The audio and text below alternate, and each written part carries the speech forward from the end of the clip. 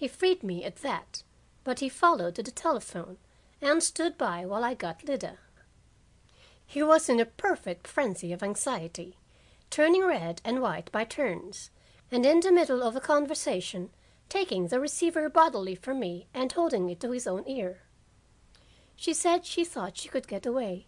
She spoke guardedly, as if Alma were near, but I gathered that she would come as soon as she could, and from the way her voice broke, I knew she was as excited as the boy beside me.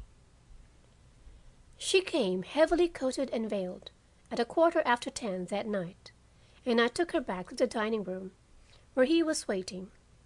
He did not make a move toward her, but stood there with his very lips white, looking at her. And at first she did not make a move either, but stood and gazed at him, thin and white, a wreck of himself. Then, "Elle!" she cried, and ran around the table to him, as he held out his arms. The school teacher was out. I went into the parlor bedroom and sat in the cozy corner in the dark.